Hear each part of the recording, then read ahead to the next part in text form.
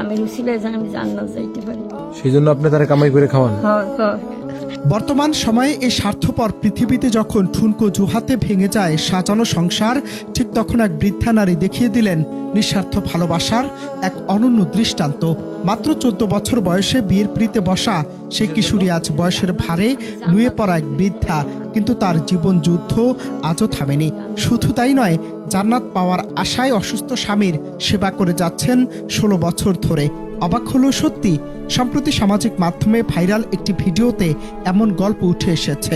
কোনো বিলাসিতা নয়, কোনো চাহিদা নয়, শুধুমাত্র সৃষ্টিকর্তার সন্তুষ্টি আর জান্নাত লাভের আশায় অক্ষম স্বামীকে ছেড়ে যাননি তিনি।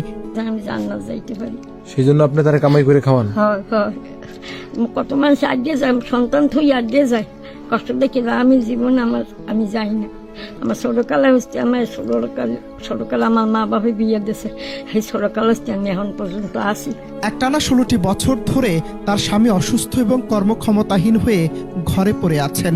যেখানে আধুনিক সমাজে স্বামীর সামান্য আয়ের অভাব কিংবা অসুস্থতা অনেক সময় বিচ্ছেদের কারণ হয়ে দাঁড়ায়, সেখানেই নারী পরম মমতায় নিজের কাঁধে তুলে নিয়েছেন সংসারের জোয়াল। তিনি কেবল স্বামীর সেবা করেই ক্ষান্ত হননি, বরং এই বৃদ্ধ বয়সেও নিজের হাড় ভাঙা খাটুনি খেটে আহার যোগাচ্ছেন অসুস্থ স্বামীর মুখে।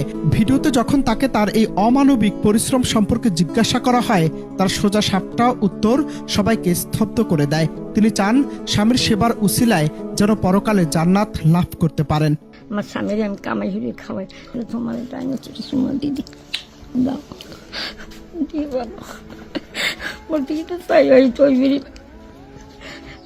এখন রাঁধছি আমি বাড়ালো সেইটাই হারলে লইম বা। অনেকেই বলছেন এই ঘটনাটি বর্তমান সমাজের নৈতিক অবক্ষয়ের বিপরীতে একটি শক্ত চপেটা আঘাত। লোভ লালসা কিংবা পার্থিব কোনো মোহের বিন্দুমাত্র ছাপ নেই তার ক্লান্ত মুখে, আছে শুধু তার গভীর আত্মতৃপ্তি।